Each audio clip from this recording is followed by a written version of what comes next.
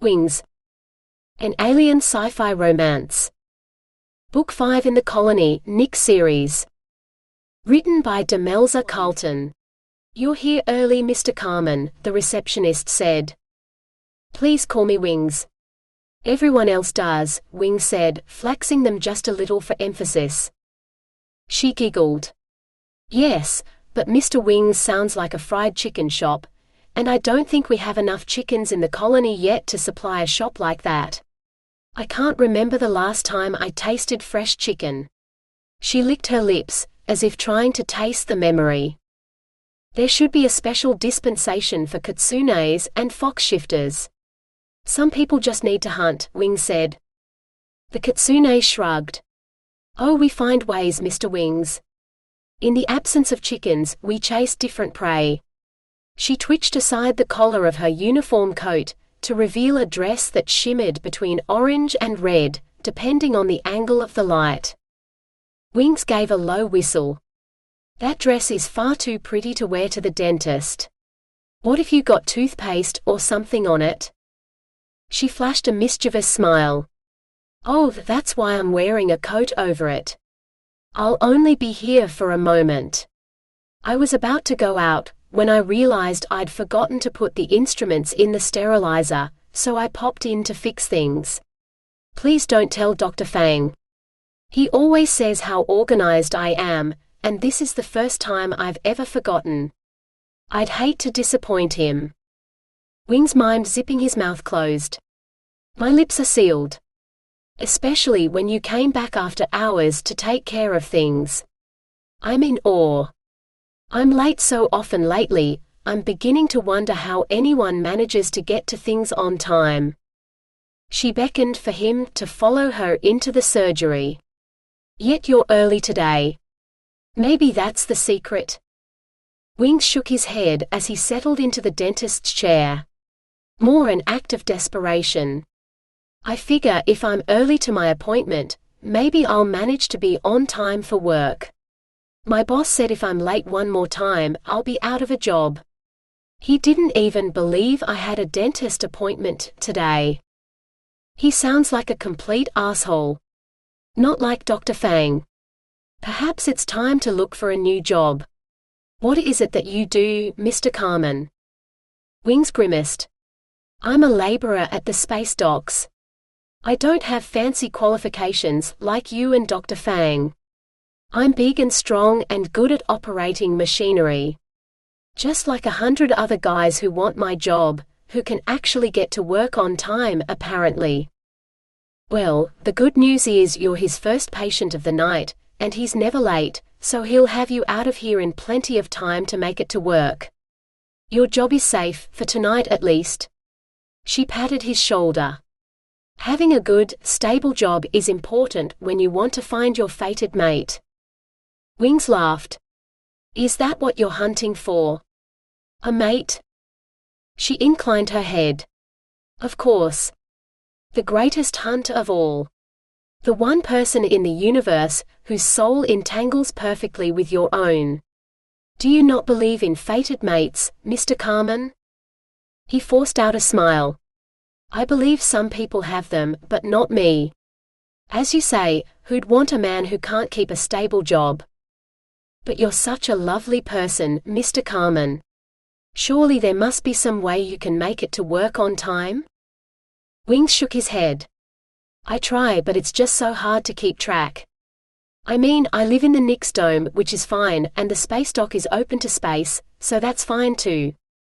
It's just when I travel between them that I get in trouble, because I can't keep track of which places and times have daylight. The problem with being a gargoyle. Enough ultraviolet light, and I transform from what you see before you to a useless statue, until the lights are off for long enough. I step out of the air car and boom. I'm stuck as a statue all day. Someone even scrawled anti-alien graffiti on my wings once. It took ages to scrub it off." Her eyes brimmed with sympathy. "So it's not even your fault you're late. Oh, that's awful. Can't you get some sort of light meter, with an alarm that goes off when you're about to walk into daylight?" The problem with one of those is that I'd have to be holding it, and once the sensor picks up UV, I'm exposed too, and it's too late to do anything about it. Well, someone should do something about it. You should talk to maintenance, or the watch, or whoever's responsible for ensuring our safety here in the colony. Gargoyles and vampires and other beings who are sensitive to ultraviolet light should be allowed to walk around the colony safely, without being burned or turned to stone or blinded. She slammed the door of the sterilizer. There. My work for the day is done. Good luck with getting to work on time, Mr. Kamen. She pulled off her coat and hung it on a hook on the wall, revealing the shimmery dress in all its glory. Your fated mate is a lucky man, Wings said. She grinned. Well, if I find him tonight, maybe we'll both get lucky. She winked, and pressed one of the buttons on the cabinet door. Best of luck to you, Mr. Kamen, she called as she left. Behind him, the sterilizer started to hum. Then a blue light began to glow. Oh stars! Wings began, but it was too late. Ultraviolet light engulfed him and his body turned to stone. Oh my God, turn the radio back on. Burn over on George Road at the back of the pine plantation. Burn over. Burn over. Gotta go, Kalina. Stay safe, all right? Kalina woke with a start, sweating as if the fire was still burning, when it had long since gone out. Long since claimed the lives of her father and brother, whose last words echoed in her nightmares more than ever. Now she was light years from home, under the light of Alton's red sun that blazed like a bushfire every day. She threw off the blankets and padded to the bathroom to splash some water on her face, letting the chill from the floor seep through the soles of her feet, calming her heartbeat, as it reminded her there was no fire here. Just the red dawn of Alton, at the start of another day on Starr Farm. She wasn't the only one who'd lost her family to a fire, or the only one who had nightmares either. She knew Rue could boast of both. But unlike Rue, she could have saved them. Could have stayed 5 minutes longer in the control room, manning the radio, so she'd have known where the fire fronts were and been able to warn them. On the radio, not the phone, so they wouldn't have turned the radio off to hear her better, instead of the warning that would have saved their lives. She scrubbed at her face and peered into the mirror. She'd had purple hair then, a different color every other week, before she dyed it black for the funeral and then, never again. Training for the Farm Stars program had taken all her time and focus, and once she arrived at Starr Farm, well, there wasn't any hair dye in the colony. At least, none she'd found yet anyway. But there were a lot of things she hadn't found. Peace. Her mother. A job. Her place here. Somewhere she truly belonged. She would though. That was one thing she swore to herself, in the silence of dawn. She would find everything she needed here in the colony, and a way to save just as many lives as Dad and her brother Brendan would have, if they'd survived that terrible fire. She owed it to them and the universe, and to herself. One day she'd make them proud. The worst part of being turned to stone was awareness. Wings might look like a statue, but he was painfully aware of everything going on around him. So he had time to feel terribly guilty for the broken dentist chair beneath him when Dr. Fang walked into the surgery and turned the lights on, only to start swaying at the mess he saw. He had time to feel even worse when his comm chimed with an incoming call that he couldn't answer, followed by the beep as the caller left him a message. But the worst part of the whole evening was when he could finally move again, and he could check that message. The shortest one he'd ever received, just 2 words, all in capitals. You're fired. He didn't even need to glance at the time. He already knew he was way too late to make it to work on time. But he'd still hoped. Wing sighed. He'd liked working at the space dock. There'd been so many new spaceships to see every day, all different shapes and sizes. Most of the other laboring work in the colony was farm work, Now all the construction was complete, and he hated getting his hands dirty. Give him the open space of vacuum with a sky full of stars any day. Dry, dusty regolith that crunched under his feet, instead of arable soil that squelched.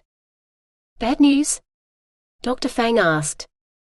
I've lost my job at the space dock, Wing said.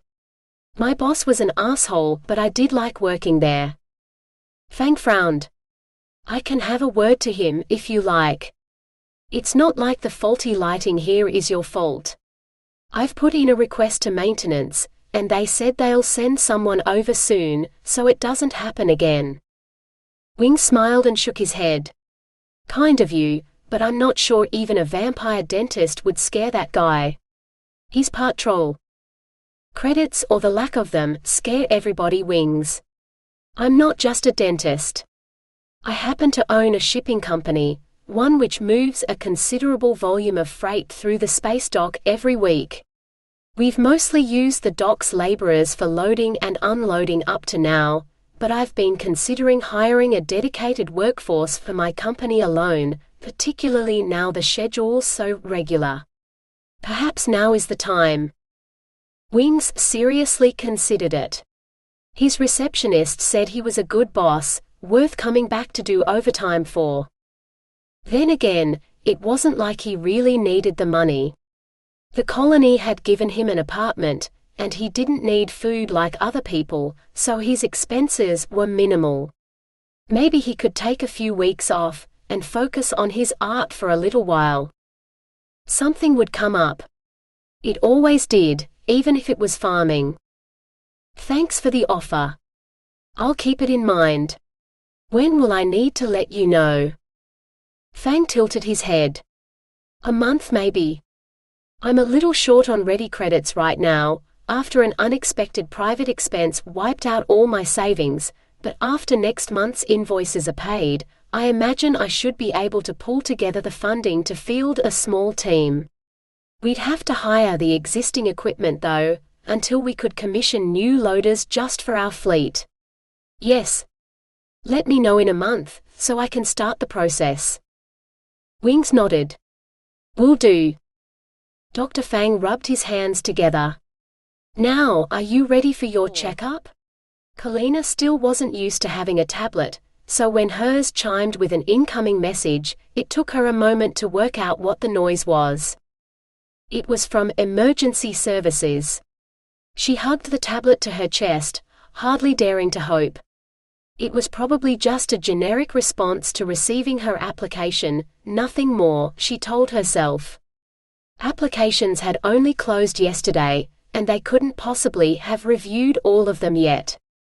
So with shaking fingers, she swiped open the message. We regret to inform you that your application has been unsuccessful. Tears sprang to her eyes as the tablet slipped through her nerveless fingers, to clatter on the table. What the ever-loving hell? She'd been training to work as an emergency responder since she joined their cadets program when she was 12. She'd been in the control room at the fire station, manning the radio and preparing the equipment, at 15. She'd hoped to be in the truck with Dad and Brendan when she'd turned 18, or at least in a fire truck with a team. Yet here she was, at 20, no closer to being a professional firefighter than the day Dad and Brendan died. It wasn't fucking fair. She wasn't going to stay here on Starr Farm for a minute longer than she had to. If emergency services wouldn't take her, someone would. Kalina pulled up the colony jobs board, opening each one in a new tab, before she began firing off applications for anything she thought she'd have a hope of actually doing.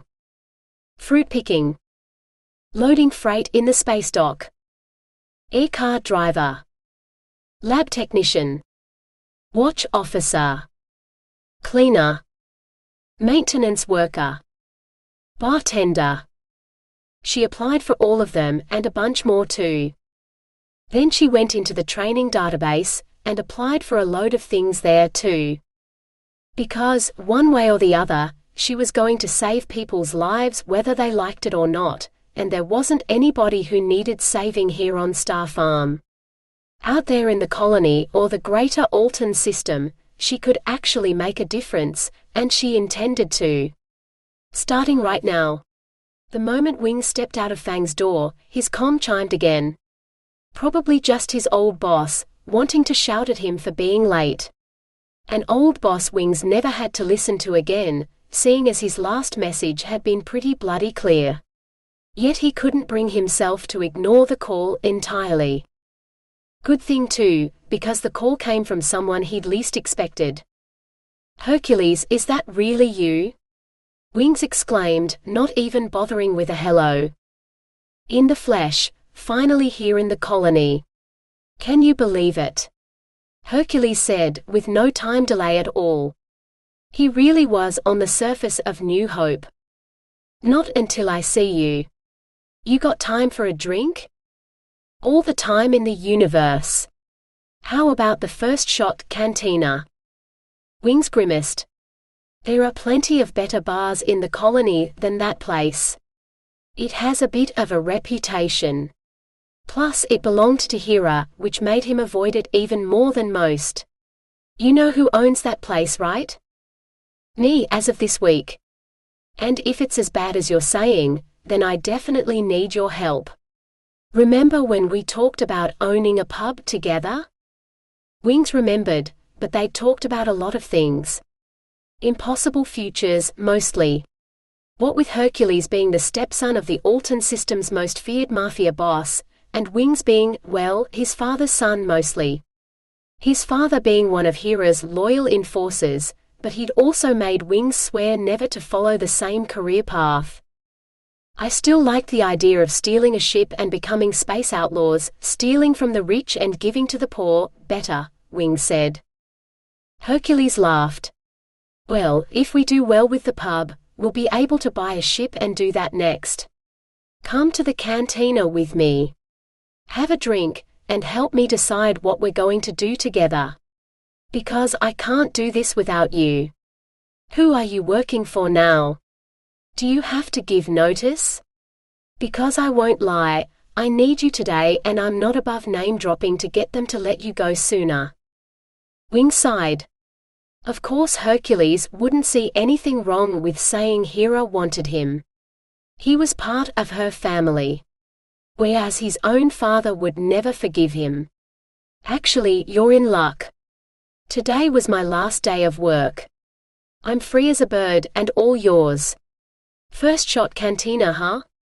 Of all the pubs on all the planets, you had to pick that one?"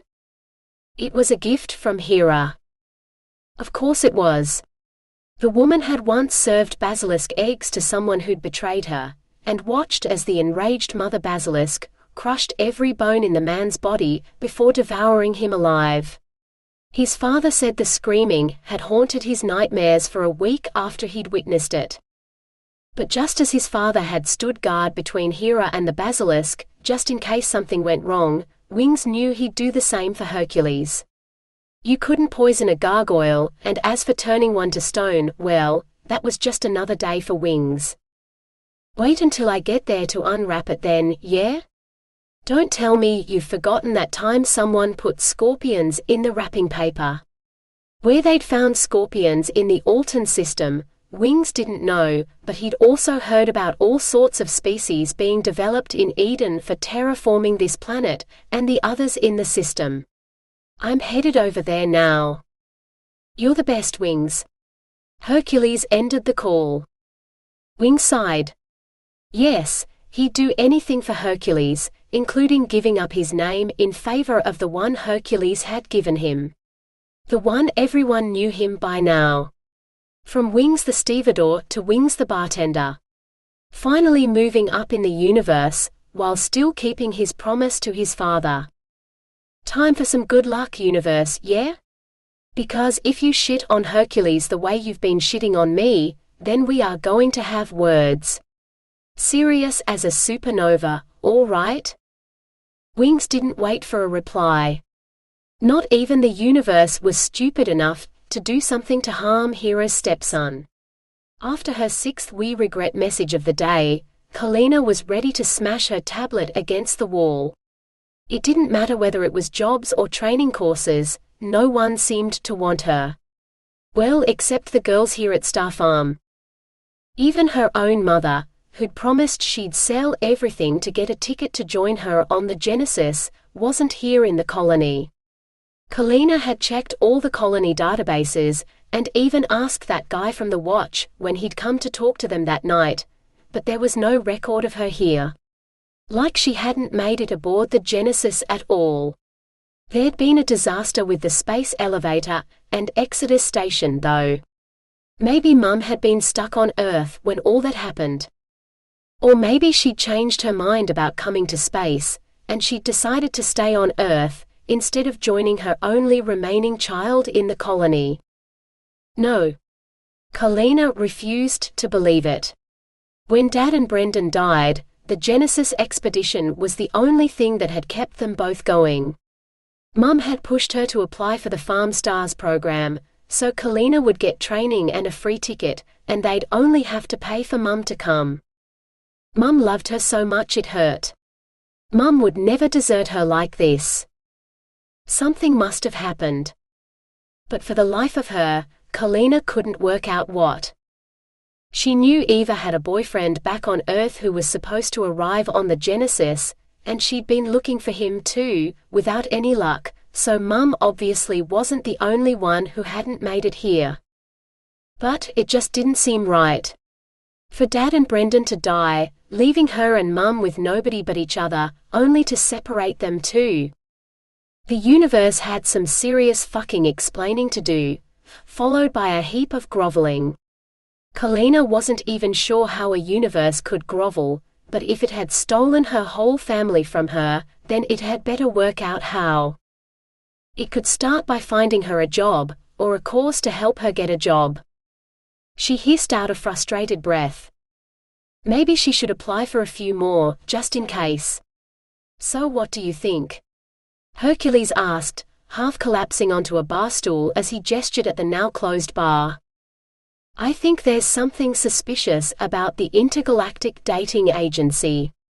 Those girls are way too hot for all the desperate and dateless dudes we had in here tonight, Wings replied. The menu could do with an upgrade. I mean, we're hardly going to be able to compete with Forge, but some of those drinks we were serving I wouldn't want to stick my finger in, let alone pour it down my throat. From what I gather, the drinks were only for show. The patrons bought stuff so they could sit at a table, and do their deals or discuss whatever they needed to discuss, without anyone getting suspicious. Hera's got a place like it on every populated planet. Hercules sipped from what Wings hoped was just a glass of water. One of them has a bar built out of supply crates, and serves cups of the local seawater.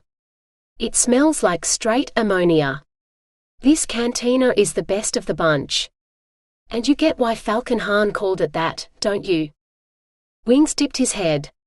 Hahn shot first. Of course. Absolute classic. I was going to rename the place, maybe even redo everything, but the more I look around at the stone walls, the more I think it'd be bad luck to change it. I think we should improve on it. Put a few frosted glass screens around the place. Carved glass, of course. You think you'd be up for a commission this big? Hercules asked. Wings scanned the empty pub. How many screens are we talking about? Hercules slid off the stool and started pointing. First, a screen between each of the booths for privacy. Then maybe a few around the walls, especially behind the bar. You know what I'd really like? Starships on the ceiling. Wings looked up. Carved into the glass, backlit, but with tiny lights picking out the stars too. You'd need really dark-colored glass to make it work, or at least make it semi-opaque. Are we talking just one panel on the ceiling, or all over? Hercules grinned. I want a sky full of ships and stars. Every model of every ship in all the episodes. It'll take a lot of work, and a lot of glass. You think you can do it? Wings found himself nodding. Stars, yeah. I even know the perfect place to source the glass. There was a ship that crashed into New Hope during the war. The explosion turned the entire crater surface into glass. It's pretty much one solid sheet still, seeing as nothing's impacted it yet. If I could carve it up into sheets, we'd have a whole raw ceiling, ready to turn into whatever you want. The only problem would be getting them in here. First, you'd have to get them into the space dock without anyone asking questions about where you got them, and no way would they fit in an air car. Even if we did get them into the city, I don't know how you'd get them through the entrance. The door to this place isn't exactly big. You wouldn't want to have to evacuate in a hurry. Hercules shrugged. You could just bring it through the wall. That's the beauty of the stone walls. We're right up against the edge of the dome here. With your skills, you could smuggle in a whole ceiling and no one would ever have to know. Only a member of Hera's family would see nothing wrong with stealing an entire crater. Then again, it wasn't like anyone wanted it. It was just loose rock, lying around. No different to any of the other rocks Wings had claimed for himself when he went out walking on the planet's surface. Wings sighed. All right, I'll do it. You'll need to set me up with a workshop big enough for the panels though. Maybe in the basement? Hercules grinned and slapped him on the back. You're on. Give me a couple of weeks to clear out some of the clutter down there, and before you know it, you'll have your very own artist's studio. Maybe when you're done with the ceiling, you can make some smaller models of the ships to sell as merch. Or carve some glasses. I've never sold any of my art before, Wings admitted. What if nobody wants to buy it? Then you'll have made a heap of beautiful art, and we can display it all here in the bar. Stars bro, I'll buy it all just so I can stare at it. But I won't be the only one. You'll see. We might not have a menu to match the one in Forge, but they won't be able to hold a candle to our ceiling once you're done with it. Hercules had evidently never been inside Forge. The light shows in there were spectacular. I can try, he said doubtfully. Do or do not. There is no try. Hercules shot back. Wings had to laugh. I find your faith in me disturbing. You just wait and see, bro. The only person who doesn't recognize how talented an artist you are is your own self. One day you're going to walk in here and find everyone just staring up at your ceiling in wonder. They won't be able to look away. You'll see. Wings had to laugh at that. Drunk people staring at ceilings didn't make them anything special, but if Hercules wanted spaceships and stars on the ceiling for his customers to stare at, then Wings would move heaven and earth to get it for him. That's just the way the universe worked. Every time her tablet pinged with a new message, Kalina stopped whatever she was doing to check. If Donna were still here, she'd have earned a spot in solitary for shirking her work, but with Flora in charge, nobody really cared anymore. The others just kept going without her, so no one noticed her white-knuckled grip on the tablet as she skimmed the 5th rejection, or the gouge marks her nails made by the 12th, or the tear that escaped before she could stop it at the 17th. She wasn't even wanted as an unskilled laborer anywhere except here. Maybe because all those muscly aliens were more desirable for those jobs than a 20-year-old farm girl who struggled to lift more than one bag of fertilizer on her own. It wasn't like she wanted to work as a laborer. But to be rejected for even that. Another traitorous tear escaped. Are you all right, Kalina? Rue asked. Kalina blinked. The others were done for the day, trundling the equipment back to their respective sheds, leaving only herself, Rue and Linnea standing in the red-lit field. She shook her head. Fine, fine. I just got some dust in my eye is all. Go wash up then. If you're quick, you'll beat the others to the bathroom and get more time to primp before you go to the pub tonight. Aren't you coming too? Kalina looked from Rue to Linnea, who both shook their heads. Whoever named morning sickness was bullshitting, I swear. It's all day and all night sickness for me. The last thing I want is to eat real food and bring it back up again. Plus, I'm so tired all the time, I need the extra sleep, Linnea said. Why aren't you going? She asked Rue. Rue reddened. I'm going over to Talon's place tonight. He's finally got a night off work and, well, see you in the morning. Maybe. Kalina let out a wolf whistle. Oh yes girl, you get some if it's good. Maybe that's what I'm doing wrong. Instead of looking for a job, I should be out looking for a hot alien to keep me up all night. Well, I highly recommend it. If he's a good one, Rue said. Now get primping. Linnea fell into step beside Kalina. I wish I'd found a good one, instead of getting pregnant to that prick. Even in this low gravity, I'm not looking forward to the final trimester. You could still find love, even pregnant. Even back on Earth, there were guys who had a whole pregnancy fertility kink thing going on. You should see how eager the alien guys are to find a human match. You should come with us, Kalina said. Linnea shook her head. I'm not dating until this baby's born. I mean, it's only a matter of time before I throw up, and knowing my luck, I'll do it on my date. No, better I stay here, close to the bathroom where I'm not a danger to anybody. I'll be your date, and I swear I'll still take you home no matter how many times you throw up on me, Kalina offered. Linnea laughed. God no. You go find yourself a hot alien, like Rue and Franny and Danny have. Even Flora's getting cozy with that accountant from the pub. Have an incredible night of hot sex with him, then come back and tell me all the details, so I can live vicariously for a bit.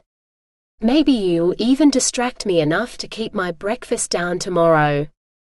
So, in the name of science, you want me to have sex with an alien, and then tell you all the details, to see if it's a good cure for morning sickness? Kalina asked. Linnea looked troubled. Of course not. You should only have sex with someone because you want to. Kalina probably shouldn't ask, but she'd wondered for a while now, and now seemed like a good time if there was such a thing. Did you want to? With the father of your child? Linnea screwed up her face. Not really, but it was the quickest way to get pregnant, and I do mean quick. I didn't enjoy it, if that's what you mean, but I did agree to do it. Can't say I'm in a hurry to do it again, unless I meet Mr. Universe, the hottest man in the whole galaxy, who makes girls orgasm just by looking at him. There's a Mr. Universe on other planets too? Linnea shrugged. I don't know.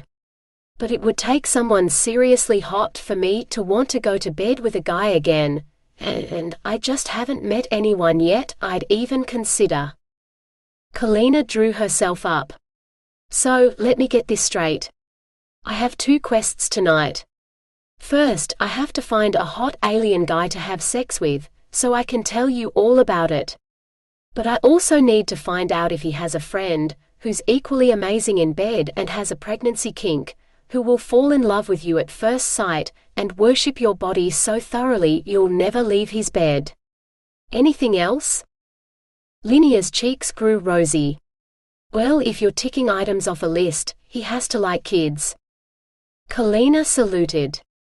Got it.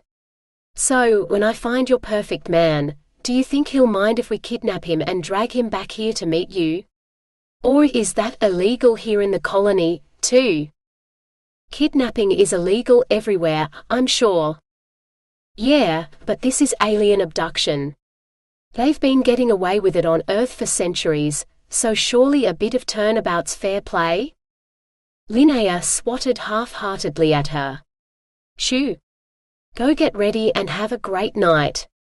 I'll dream about Mr. Universe, and have a whole list of his must-haves for you in the morning. Kalina did as she was bidden, heading for the showers. No way was she going to the pub in her work uniform. She was going to pick out one of the pretty dresses from Donna's stash for tonight, and hope one of the aliens would catch her eye. Maybe even that hot new bartender with the wings. Her tablet beeped one more time. This time, the message was from the tablet itself, a low battery warning just before the screen went dark. Swaying, Kalina went back to the dorm to plug it in to charge. "So, how long do you think it'll be before we can start putting up the new ceiling?" Hercules asked. Wings snorted. "That depends on you. Where's the studio you promised me I could work in? Last time I checked, the basement was still full of junk." Hercules scratched his head. "Yeah, about that. Apparently everything in there belongs to the previous owner, and we're having trouble finding a next of kin. I could pack it all up and have it sent to his house. Can't be any harder than unloading spaceships in vacuum," Wings offered. "He didn't apply for accommodation. As far as I can tell, he lived right here on the premises, and those rooms down there were his house. There isn't anywhere else to send it, unless we find a next of kin." "Doesn't Hera know?"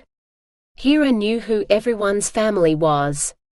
Just in case she ever needed leverage. Hercules shrugged. "She said she'll get her numbers man on it. I forget his name, but she did say he's a fawn." "Vertumnus," Wing suggested. He didn't know any other fawns that worked for Hera, and he remembered his old boss at the docks had been petrified of him when the fawn had come to audit his operations, but Wings hadn't found the man particularly scary. Then again, it took a lot to scare a gargoyle.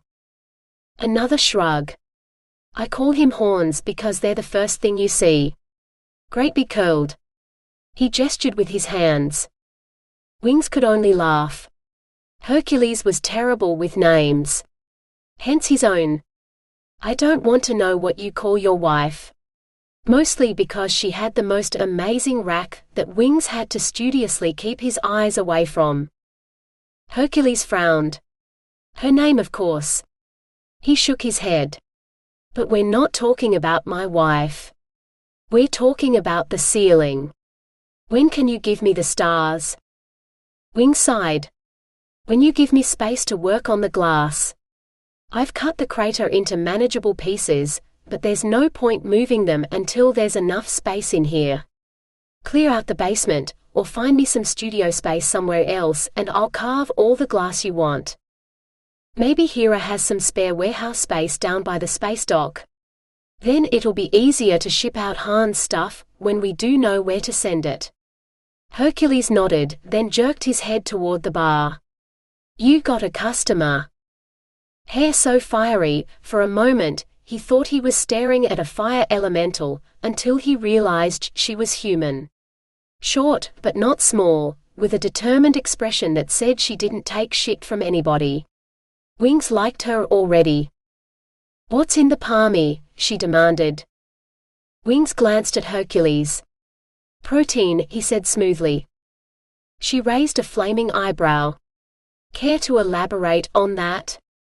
Actually, he'd be happy to talk to her about almost anything, but food wasn't something he had much experience with. "I'm not the cook. I'm just the bartender. If you like, I can go see if the cook has a minute to come out and talk recipes with you." Out of the corner of his eye, Wing saw Hercules shaking his head. Fiery huffed out an impatient breath. "Do I look like a housewife to you? I just want to know what I'll be eating, or if I'd be better off at home with a ration bar." No, he didn't want her to leave. He'd barely spoken to her. It's protein, coated in breadcrumbs and spices, then topped with tomato paste and soy cheese. It's vegan and vitamin-enriched, but no one's complained so far. He waved around the bar, where some people who'd already received their meals were actually eating them. She still didn't look convinced. Given the other customers were mostly the Intergalactic dating agency crowd, who wolfed down their food without really tasting it, Wings figured she had a point. "It comes with a glass of beer or fizz, whatever you prefer," Wings said hurriedly. "I bet you don't have that on tap at home." "What kind of fizz?" Food he might not know much about, but he'd poured enough drinks to be able to at least give her a proper sales pitch. We have apple fizz this week. Crisp and fresh with just a hint of sweetness. He bet she'd taste sweet, for all her fire. Where in the stars had that thought come from? She sighed. All right. I've been eating ration bars for so long, I'm sure even soy cheese will taste good at this point. Can I taste your apple fizz, so I can decide if I want that or beer? Definitely different to their other customers. He could count on his fingers the number of customers who'd ordered apple fizz, and as for customers who actually asked to taste the drinks before ordering them, she was the only one. So he pulled out 2 shot glasses, set them on the bar and proceeded to fill one with beer, and one with fizz. Pick your poison, Wings said, pushing them across the bar to the girl. She gave him a strange look, but she stepped up to the challenge. She selected the fizz first, taking a sip, then closing her eyes, the tip of her tongue darting along her lip as she swallowed. Wings could imagine her tongue licking other things, and his cock rose in salute, definitely interested. Now he wished he'd worn pants instead of just the barman's apron. The apron covered him like a short kilt or a loincloth under normal circumstances, but a raging hard-on for a customer wasn't exactly normal. If she could see over the bar, she'd be eye to eye with the erection that was definitely pointed at her. She set the glass down. Not bad, she said. Not bad. He was sporting a solar flare for her, and he knew for a fact that the length was impressive, particularly when the apron was barely able to contain him. She reached for the beer. One tiny sip had her screwing up her face, like she was about to spit it out. Wings froze in anticipation, then almost came on the spot when she instead downed the rest of the glass with one mighty swallow. He was going to be dreaming about her for the next week. Maybe even the next month. Every time he stroked himself, he was going to be thinking about her mouth, her fingers wrapped around him. You call that beer? Cat's piece would taste better. I need a water to wash the taste away, she said. Anything she asked, he'd give her. Anything at all. He filled a pint glass with water, then added a little ice. She drank it down, and his eyes never left her for a moment, until the glass was empty. Just imagining her sucking his cock like that. She slammed the glass on the bar, jolting him out of his erotic daydream. All right. I'll take the palmy with a glass of fizz. His mouth was dry and he could barely think. Would you like anything else with that? He managed to say. Anything, his eyes begged her. Take me. Almost as if he'd said it aloud, her eyes took him in. Head to, well, where the apron was tied at his waist, because the rest of him was hidden behind the bar, thank the stars. He flexed his wings, trying to keep her gaze from going any lower than his chest and shoulders. Her eyes were dark with desire, mirroring his. Maybe later, she said with a wink. Wings watched her walk away, hips swinging, as a million fantasies pinwheeled through his head. He'd give everything he owned just to explore one of them with her. Maybe the one where he lifted her naked body onto the bar and devoured her pussy until she'd screamed herself hoarse, so she needed a drink, before dropping to her knees and… Oi Wings! Colony to Wings, do you read? Wings blinked. How long had Hercules been standing there? He asked, twisting his body away and adjusting his apron so Hercules wouldn't see the tent he'd pitched.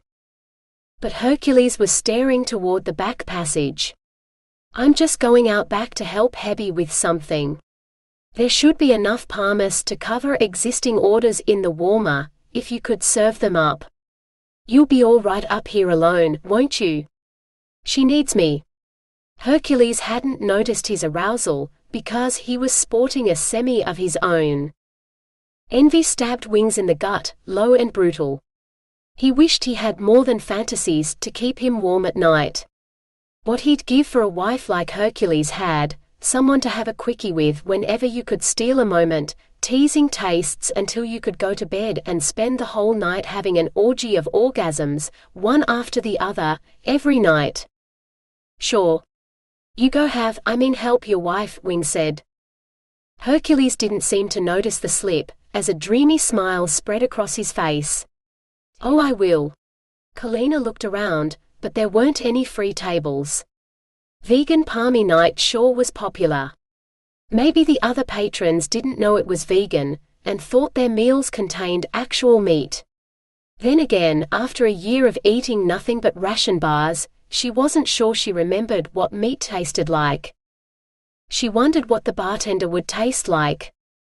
Well, where else was her mind supposed to go, with him walking around all shirtless and muscled, with that ridiculous little bow tie like a collar around his neck?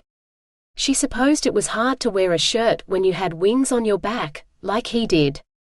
Maybe Titans weren't as conscious of nudity as humans, what with all the shape-shifting and extra appendages and all. Or at least larger than usual appendages, if the rumors were true.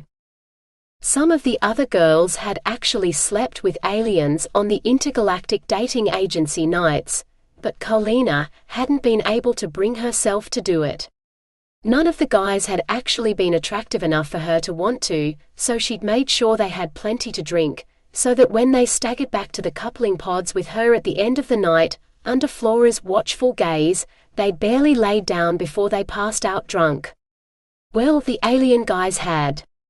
Kalina had waited 15 minutes, then climbed out of the pod, ready to head back to the farm with no one the wiser. Donna might have wanted them all barefoot and pregnant, but Kalina was in no hurry to become a mother. After Donna had disappeared, and that man from the watch had explained what was available to them in the colony, Kalina had been first in line to get a contraceptive implant.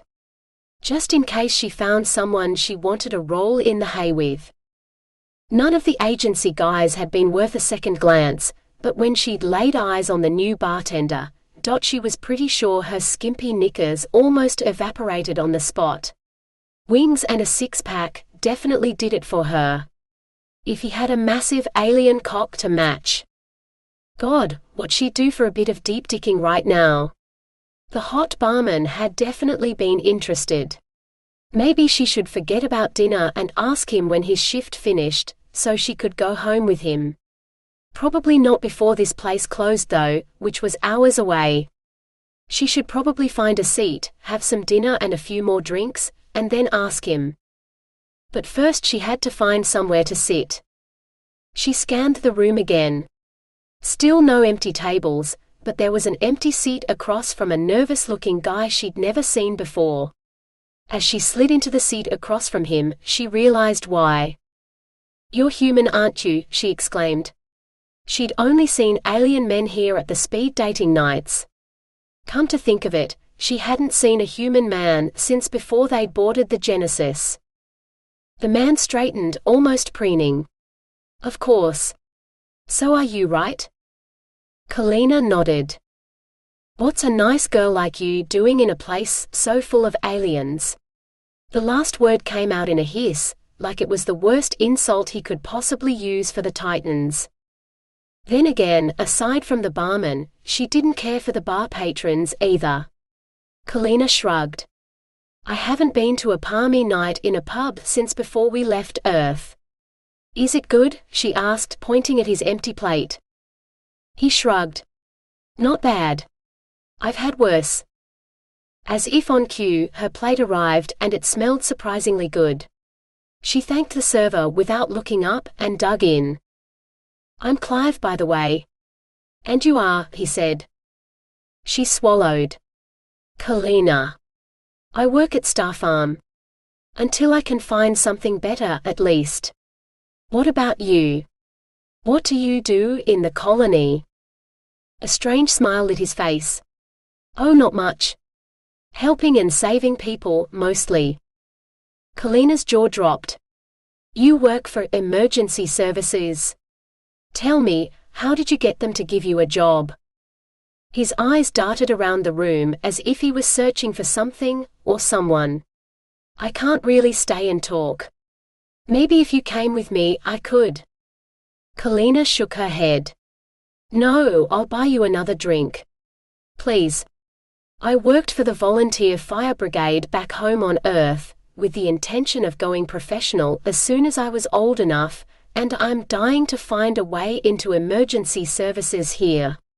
If you could just spare me a few minutes of your time, I'd be eternally grateful.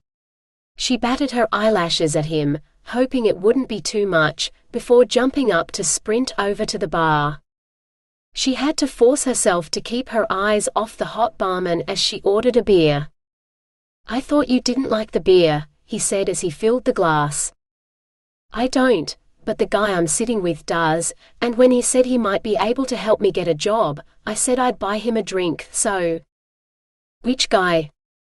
She turned, pointing at the table where the remains of her dinner sat.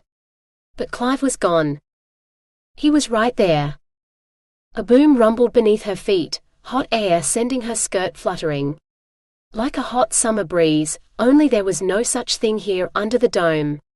Almost like a bomb. A fierce blast of air shot up from the floor, puffing up his apron so it ballooned out around him. Bomb! Someone shouted before his mind had even reached for an explanation.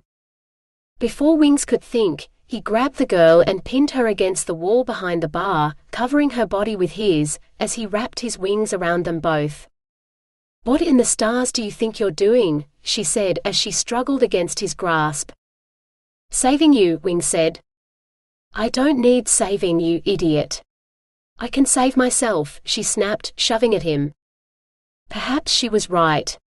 He'd reacted by instinct, not thought, and grabbing a girl he barely knew and wrapping himself around her was hardly polite. The least he could do was back away when she wanted him to. Wings took a step back, then another, until his wings hit the bar. He folded them behind him, not willing to put them away in case he needed them again. The bar was half full of shocked people, all standing up like they wanted to be beamed up by aliens. As if Titans had done this. No, the terrorists in the colony were humans who believed the entire universe belonged to them, and them alone. Speciesist pigs, the lot of them. The government tried to hide them, but Wings knew better. Working for Hera, you heard things. Saw things.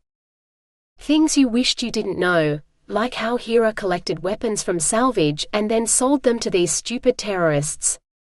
She didn't care who they blew up, as long as it wasn't her. Then again, if she knew they'd targeted her stepson's bar. Great blithering black holes, the girl breathed, suddenly not angry at him anymore. Wings scanned the room to see what had stolen her attention. Oh stars! The floor was smoking. Something in the basement must be on fire. Get out of here now, people, she roared. Run! Wings's brain began to function again. She was right. They had to get everyone out of the cantina. Everybody out, he shouted, leaping over the bar. Now his wings came in handy, spreading wide as he tried to herd the half-drunk, shell-shocked patrons out the only door. Only when the place was empty did he dare head for the stairs to the basement. Only to find she blocked the way, fire extinguisher in hand as her eyes blazed. You need to get out, Wings said. She just shook her head, molten steel in her eyes. We need to put the fire out. You got another one of these? She hefted the canister, with surprising strength for a human girl. Down there. He pointed. I'll go first then and clear the way to it, she said. Stars, he was in love. A woman in charge with no fear in the face of danger. But he couldn't let her do this. No, I'll go first. Stone doesn't burn. I'm a walking fire blanket, so I'll clear the way, and you can walk over the top of me if you need to. She grinned. A walking carpet, huh? I've always wanted to have one of those get in my way. Yes, he was definitely in love. You're a fan of the classics? Ancient Earth science fiction? Not that ancient. My dad and my brother were obsessed with that stuff. "Never tell me the odds," my brother would say, just before doing something reckless and stupid. Like going down there to fight this fire. She lifted the extinguisher again. "Are we doing this, Chewie?" "Absolutely, Princess." One moment Kalina was staring at the bartender's well-muscled back between his wings, following that line of muscle down to that absolute peach of an ass, clutching the cold steel of the fire extinguisher firmly between her fingers. The next, she was flying through the air in a blast of blinding orange heat, tumbling helplessly until she crashed into something hard and everything went black. The crack of the second explosion barely gave Wings any warning, before both he and the girl were flying through the air. He had a moment of disorientation before thought kicked in. He was a gargoyle and he could fly better than this. He grabbed the girl for the second time that night. With the fireball expanding toward them, he had no choice. He wrapped his wings around her and dived. Cold stone enveloped them, and he had a moment to savor the feeling of the girl in his arms. Only a moment though, for any longer and she'd struggle to breathe, a risk he dared not take. He stepped out of the stone wall, then had to catch her as she crumpled. Wings cursed his own stupidity. He'd lingered too long and now the poor girl was unconscious. He scanned the room for somewhere he might lie her down. There behind that stack of tables was what looked like a bed. He had to shove aside a mountain of clothing that had probably belonged to Falcon Hahn before he could set her down on the surprisingly thick mattress, better than the one in his apartment, and he certainly hadn't skimped on that, so he could look for the source of the smoke. Only to find no fire at all, and very little smoke either. Like someone had set off a smoke grenade instead of an actual bomb the first time, before the second blast had gone off in the main bar. Because they'd wanted to give the bar patrons warning by setting off the smoke alarms, or because they'd wanted everyone too weak from smoke inhalation to be able to escape when the second bomb exploded?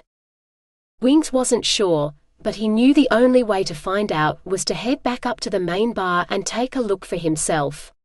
Smoking debris blocked the stairs, so he headed back the way he'd come, through the stone floor, only to find even that way was blocked to him too. The ceiling and the roof above must have collapsed, sealing him in here, for he could not move through metal. Only sand, glass and stone. Wings slumped to the ground, head in his hands. So much for his plans for the night, or for the future, really. All he'd wanted was to spend the night at work, admiring the flame-haired beauty for a few hours, until he went home and indulged a fantasy or two, before heading out to start hauling Hercules' new ceiling back here, ready to start work.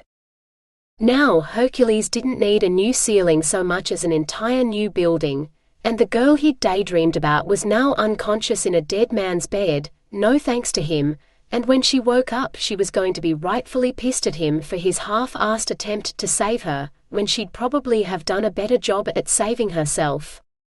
She was absolutely going to kick his ass, and he'd deserve it too. Now he had nothing to do except watch her sleep, and hope she woke up. Not creepy at all. Wing sighed. Hercules should never have hired him. He found a way to screw everything up, eventually, and this might just be the worst screw-up of the lot. Then again, he hadn't been responsible for the bombs. That had to be a human, and Wings didn't envy the human's chances once Hera caught up with him. Because she wouldn't show a speck of mercy for someone who tried to blow up her family's bar. He wasn't normally into vengeance, but this was Hercules. For him, Wings would even volunteer for the job. Then again, his father would probably do it better, and he definitely wouldn't approve of Wings disobeying his wishes like that. Better to focus on the girl, and seeing that she was safe. He found a first aid kit, then settled down to wait for her to wake. Kalina opened her eyes, then blinked and did it again. Nope, she still couldn't see anything. Either it was just really dark, or something had happened to her eyes. She felt around, trying to work out where she was. The last thing she remembered, she'd been in the first shot cantina, and they'd evacuated everyone because smoke was coming up from below the floor. Then she'd grabbed a fire extinguisher to help the bartender put out the fire, and that's where her memories ended. If there was something wrong with her eyes, then it would make sense that she was in bed, because she'd be in hospital. Only, this didn't smell like a hospital. Instead, it smelled of smoke and man sweat. She'd lived with her brother long enough to know both very well. Then there was the silence. Hospitals weren't this quiet. It was almost like being in the vacuum of space, except there was air to breathe, so she couldn't be in space. Kalina took a deep breath, shuddering a little at how much it smelled like her brother's bedroom when he'd still been alive, and the bed creaked beneath her. Someone else sighed. Kalina froze. She wasn't alone. Whoever he was, he must be the source of the smell. Her mind raced. She was in some strange man's room in the pitch dark, and she wasn't staying here a moment longer than she had to.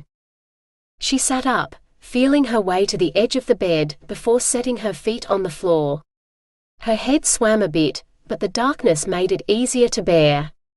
"I'm going home now," she announced, taking a shaky step forward, followed by another, stretching her hands out in front of her so she didn't crash into anything. Another sigh.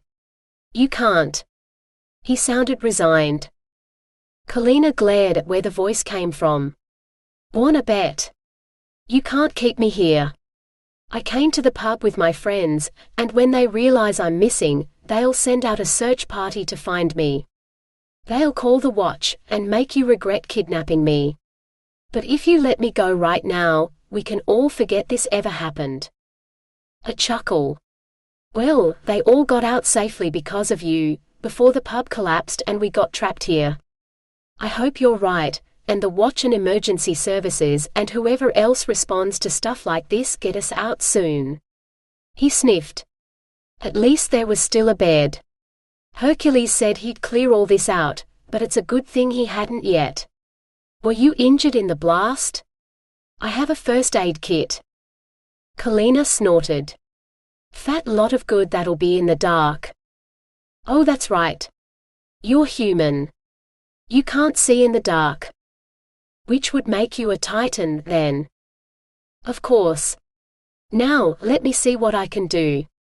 The explosion knocked the power out, but Hercules ordered a box of flameless candles he wanted to use to create atmosphere during the Intergalactic Dating Agency events. Heavy footsteps, followed by the sound of stuff being moved around. Kalina climbed back onto the bed and hugged her knees to her chest, so the stranger wouldn't stumble into her during his search. "Who are you?" she asked. "My name's Kamen, but everyone calls me Wings. I guess it's easier to remember." Rustling, then something ripping. Jackpot. Now if I can just work out how to turn it on. A moment later, light blazed, and Kalina had to blink away the brightness before she could see the muscled torso gleaming in the light he held. "You're the bartender," she exclaimed. He tipped an imaginary hat. "Yes ma'am, I am. Did you like your protein parmesan?" "It was the best ration bar I've ever tasted," she said. That made him laugh.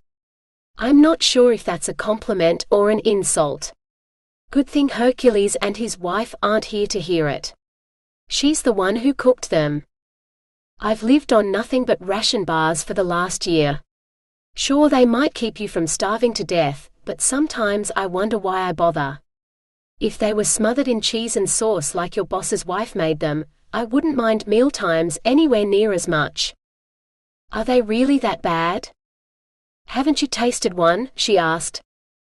He shrugged, setting the candle down on a cluttered table. "I don't need to eat, so it'd just be a waste of resources if I did."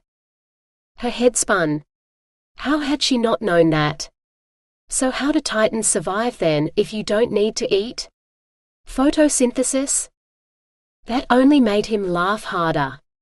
"I'm sure there are some Titans who can survive on light alone, but I'm not one of them. Most of us who live in the Nix dome are allergic to UV, or don't like daylight." Or are trying to work a failing farm in Alton's red light, Kalina said. So that's why Starr Farm isn't in the Ag Dome with the others. Though I heard there were farms in all the domes, depending on the conditions. Crops that need lots of water in the Aqua Dome, ones that like the heat in the Arena Dome. All of them wanting laborers, but none of them interested in employing a human, Kalina finished for him. But don't you already have a job at Starr Farm? Yes, but... She stared at the shirtless bartender. She barely knew him, yet here she was, about to spill her whole sob story to him. I grew up on a farm, but that wasn't what I wanted to do.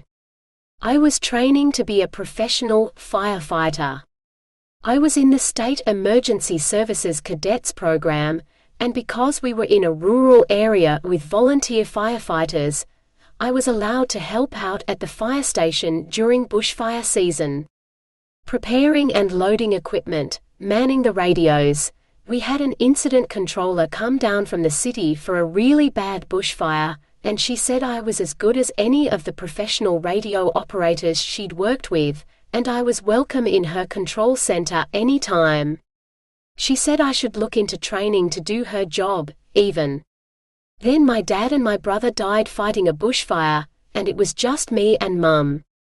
We heard about the Farm Stars program, and she encouraged me to sign up, because there'd be way more opportunities in a space colony than there were back on Earth. Except, the only work I've been able to do is farming. The Watch Emergency Services, all the places where I could actually be useful, won't employ me, and there aren't any courses available that will help me better my skills, to give me a better chance at doing anything than planting and harvesting. She blew out a frustrated breath. It's enough to make me want to burn something down, so that I'll have a fire to put out. He stared at her. Are you telling me you set off the bombs inside my friend's pub? His wings flared, and Kalina was suddenly aware of just how much bigger the alien was compared to her. Of course not. Mum might have been a shot firer at the local minisite, but the only thing she taught me about explosives was to put as much distance between you and them as possible if they're live, and what equipment to load onto the fire truck to help put the fire out if they start one. She closed her eyes and took a deep breath. But if I ever manage to get a job that takes me away from Starr Farm, I might consider making a little bonfire with a pile of ration bars that I never want to eat again. With a fire extinguisher on hand, just in case. He was still staring at her. What? My father and brother died in a fire. I'd never be irresponsible enough to light one I couldn't put out. She squinted at him suspiciously. So what's your story? Why have you dragged me down to your basement? To have your wicked way with me. Even as the words left her lips, she half hoped they were true. She really must have hit her head hard. Wings raised his hands in surrender. We were both going into the basement to put out the fire. You had a fire extinguisher and I had, well, me.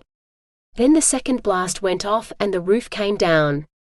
I brought you down here to save you, and seeing as you were unconscious, I let you have the bed. I hope your friends come looking for you soon, as you say, because we're not getting out of here until someone raises the roof. I already tried. So we're stuck here until rescue arrives. He lifted up the chunk of glass he'd been working with, and resumed carving. It was a pity Hercules hadn't shifted any of Han's stuff, or he'd be able to start on the new ceiling. Hercules definitely needed one now. Maybe he could even have the place rebuilt, so that the new ceiling would actually be the roof instead, and have it constructed to the exact dimensions of the crater glass. Or maybe... What are you doing? He'd been so lost in his thoughts, he hadn't realized she'd gotten up off the bed and was now in front of him, reaching for the chunk of glass.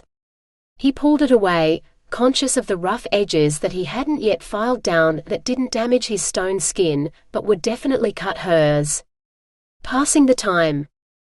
Is that the Millennium Falcon? Or just an alien ship that looks like it? Ah yes. She was a fan of the classics, too. Of course it's the Falcon. Or it will be, when it's finished. He resumed working on it. How are you doing that? She was human, she'd probably never met a gargoyle before. Titans knew better than to ask about one's special abilities, but time spent with Hercules had taught him human curiosity was a weakness far greater than his allergy to sunlight. Wing sighed. With my claws. Because they're harder than glass, I can carve it. Before she could look too closely and realize his claws were passing through the glass, to carve the inside of the chunk, he added, "What's your favorite flower? Tell me and I'll carve you one." He pulled a fresh chunk of glass from his apron pocket, one he hadn't worked out what to do with yet. My favorite flower? She looked thoughtful. I don't really have a favorite flower. Wing shrugged. Or I could just carve your name into it, if you like. You'd have to tell me what it is, though. She stared at him, her mouth open. You must think I'm really rude. I mean, you just saved my life and here I am, accusing you of kidnapping me. I didn't even introduce myself. She stuck out a hand. I'm Kalina. He took it. She had a firm grip, for a delicate human. Was it wrong that he didn't want to let go? Delighted to meet you, your worshipfulness. She winced. I called you a walking carpet, didn't I? Yes, but I totally left myself open to that one, being a fire blanket and all. At least you didn't call me a scruffy-looking nerf herder. For future reference, I prefer wings. What he'd give to hear her scream it, at the peak of her pleasure. Wings blinked. Where had that come from? He should be thinking about finding a way to get her out of there. He might not need to breathe, but there was only so much oxygen trapped in there with them, and it would run out at some point. He only hoped help arrived before that happened. She smiled. Thank you for saving my life, Wings. And I just remembered I do have a favorite flower, sort of. It's a grass tree, which is the first plant to recover after a bushfire, because that's when it flowers. She licked her finger, and began to draw in the dust on the table. For a moment there, Wings thought she was drawing something else. Then he realized he'd seen the plant before. We called those balgas on alba. Sort of like a big clump of pine needles, hanging down like hair, with a flower that sticks up out of the top of it, several meters high. Now she was staring at him again. I've heard them called that on Earth too. That's really weird. Huh. Maybe life in the universe is a lot more alike than I thought. Alike enough that there were human Titan hybrids being born in the colony. Not that he wanted to have a baby with her, at least, not yet, but doing some of the things you did when you were practicing to make a baby. I'll carve you one, he said hastily, trying to direct his thoughts into the piece of glass in his hands and not the extremely tempting woman within arm's reach. And I'll take a light and see if I can find us a way out of here, she said, as if reading his thoughts. He knew she wouldn't find anything, but putting a bit of distance between them couldn't hurt. Anything to cool his thoughts. Focus on carving the plant for her, he told himself, digging his claw a little deeper than he needed to. It would help if the plant didn't look like a giant, erect. Fuck. We really are trapped in here, aren't we? Yes. I'm sorry. I only had a moment to stop you from getting crushed. I didn't really think about where I was taking you. I didn't mean to trap you like this. He ran his fingers through his hair. Stars, I did kidnap you, didn't I? This is why I keep getting fired, and turned to stone. I just walk into things without thinking and the worst happens. Can't even go to the dentist without breaking things. I'm sorry, Kalina. I didn't even rescue you, right? He held out the finished carving. Here. It's not much of a consolation for getting you stuck here and all, but it's a start. Kalina set the light down and took the carving in both hands. It's beautiful. Exactly like the ones back home. She threw her arms around his neck and kissed him.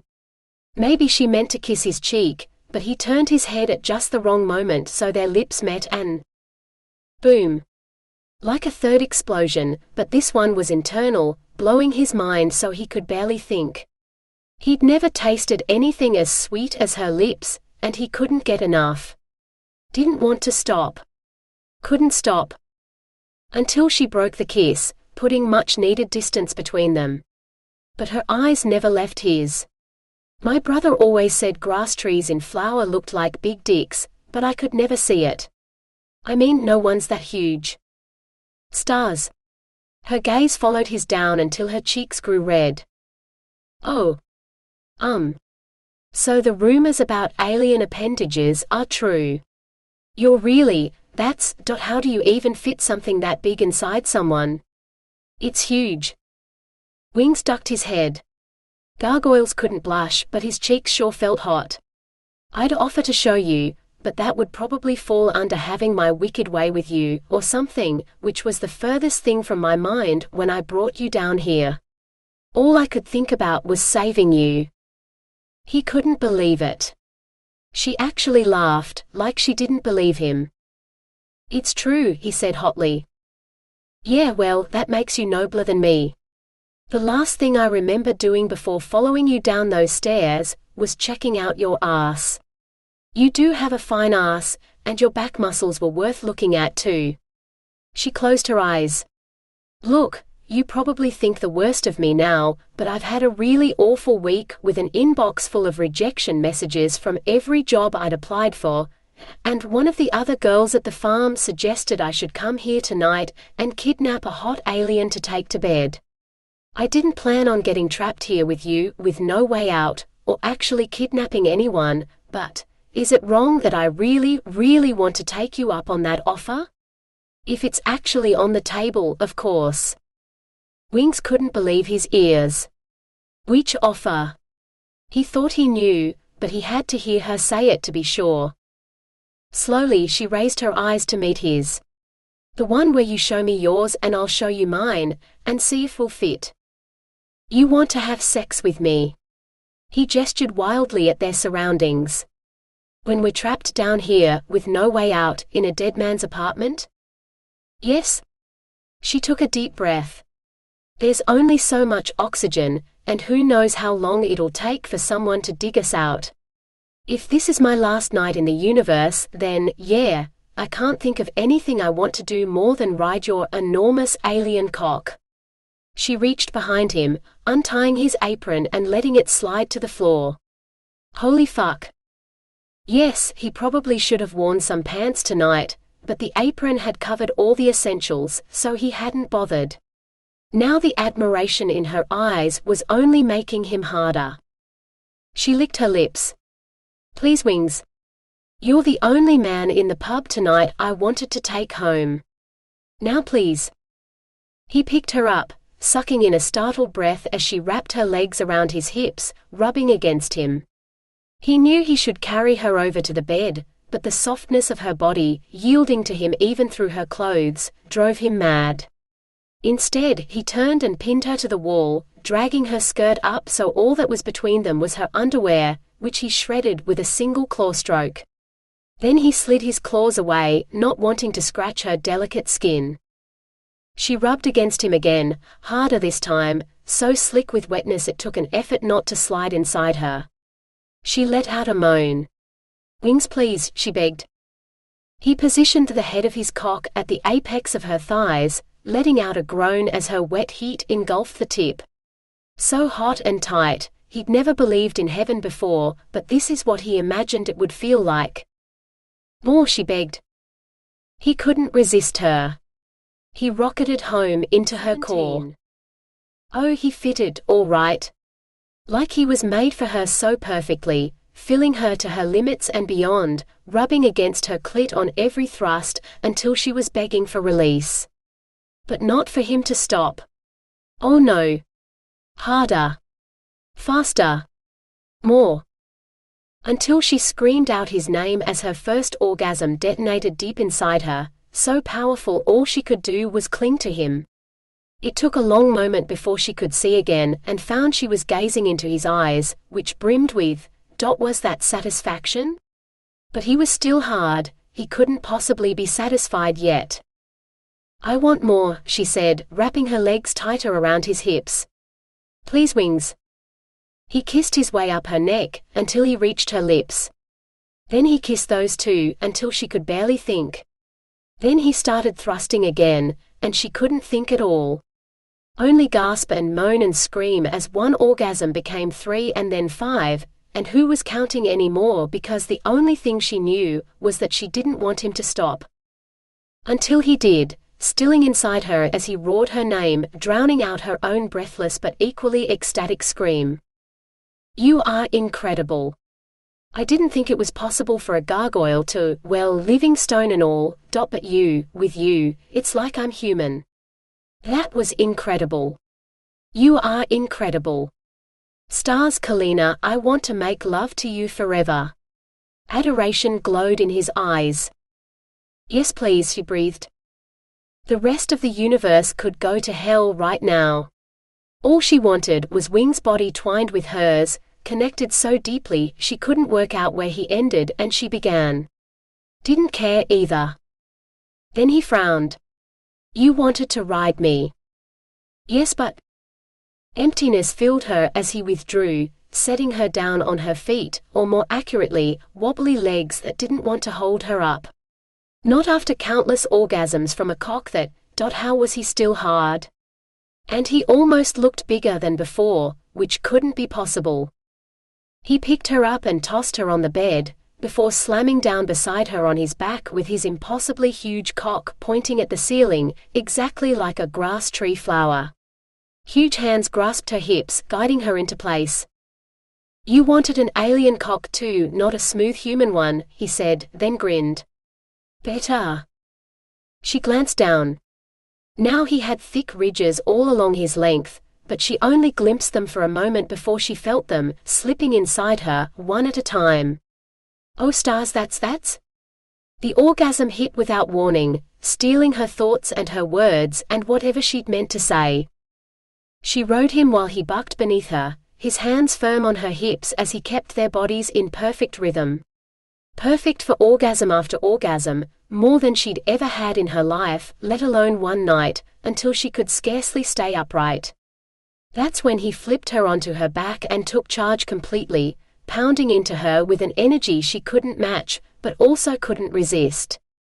Was it possible to die from too many orgasms? She wondered dreamily as she clung to him, not really caring as long as he didn't stop. When Wings had thoroughly worn her out, he cradled her to his chest and wrapped his wings around her. He could have kept going forever, thrusting into her hot flesh as she begged for more, but her fragile human body needed rest. He strained his ears for the sounds of rescue, whether voices or machinery or whatever might be going on up on the surface, but all he could hear was her soft, even breathing. Breathing he vowed he wanted to listen to for many years yet, as he protected her from anything and everything that threatened her. He'd heard tales of gargoyles meeting their mates, the one person they'd protect above all others, for whom they could even turn fully human if they desired, but he'd never actually experienced it. He'd heard it called the gargoyle curse, for to turn human was to lose all of his powers, but this didn't feel like a curse. A blessing from the stars maybe, unless that was Kalina herself. He'd been with women before, but never felt anything like this. Never wanted to hold her afterward, to taste. Stars, he wanted to taste her. He restrained himself for as long as he could, until he told himself that she'd rested enough. Only then did he part her thighs and kneel between them, licking lightly at her clit until she stirred. He slid a finger inside her, pressing harder with his tongue as he added a second finger. Oh Wings, what are you? She panted, glazed eyes already telling him she was close to another orgasm. Stars, take it. He didn't want her to come on his fingers, he wanted to drink every drop. He pressed his thumbs to her clit instead as he reshaped his tongue, longer and thicker and forked, before he thrust it inside her, reaching for depths his fingers couldn't penetrate, twisting to reach every sensitive spot that made her gasp and moan even louder. And when she came, sweeter than ambrosia, as he drank down her essence. More than any mortal man deserved, let alone the stupid gargoyle who'd trapped her down here. More, Kalina breathed. Wings started to lift his head, dragging his unwilling tongue out of her heavenly depths, as he grabbed his cock, already ridged just the way she liked it, ready to give her anything she asked for. Until her hands grasped his horns, pushing his head back down between her thighs. More, she begged. He lifted her legs over his shoulders, taking a moment to admire the way the light glistened on her most feminine parts just for him, before he devoured her until he was so drunk on her pleasure, he could not see straight.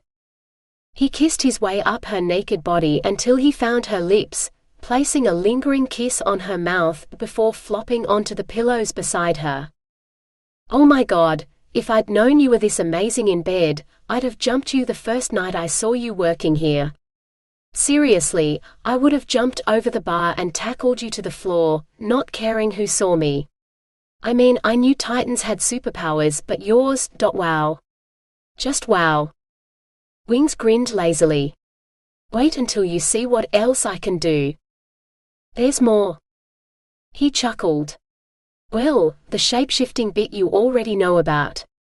I have stone skin, which makes me fireproof and bulletproof, or mostly anyway. I turn to stone in sunlight, which isn't particularly useful, unless you want a garden statue. The wings obviously, which aren't much use here, but they're strong enough for me to fly in standard gravity, even carrying you if you like. You take me flying? Ooh, what would I have to do to persuade you to do that? Her warm hand wrapped around his cock, stroking it just right. Wings wanted to thrust his entire pelvis into her hands, to do with as she pleased. As soon as we're out of here, I promise, I'll take you flying across any dome you like, as long as it isn't in daylight, he said, more than a little distracted by her ministrations. If she kept stroking him like that, he was going to blow for sure. What else can you do? Well, I don't need to breathe or eat, so I can walk around in vacuum without a suit. Handy when I was working on the space dock. Oh, and I can walk through walls, which is how. Her hand stopped stroking. You can walk through walls? You mean you could have gotten us out of here at any time? Oh stars. No, only walls made of stone or sand or glass. Or floors. The floors of the pub are stone, so I could take us through the floor to here to keep you safe, but then when the metal and plascrete roof came down, I couldn't go through that, so we're stuck. She sat up and glared at him. But the walls? You fucked me up against the wall, when you could have taken us through it to safety instead? You are an absolute asshole, you know that? Get me out of here, right now. She rose from the bed and began to dress. We're underground, and up against the outer wall of the dome. If I took you through this wall, we'd emerge in vacuum, on the planet's surface. Without any atmosphere or protective gear, you'd die. This didn't seem to mollify her at all. In fact, it only seemed to anger her more. But you wouldn't. Well, no. But I don't want you to die, and I couldn't just leave you here alone in the dark. So bring me a spacesuit, asshole. Go out into vacuum, and then come back through an airlock like a normal person, grab a spacesuit and bring it back here so you can get me out. Wing's mouth dropped open. I never thought of that. Well, think now. Better yet, get out there and do it. Who knows how much air we have left in here? Right. Right. Of course she was right. All the sex and screaming probably hadn't helped the oxygen situation. He stared up at her. Even full-dressed and incandescent with rage, he'd never seen anyone more beautiful. Stars, he had the gargoyle curse all right, and he had it bad. As long as he was still a gargoyle though, he might just be able to save her. I'll save you. I'll go get you a spacesuit and I'll save you, I promise. He swallowed. Will you be all right here alone while I'm gone?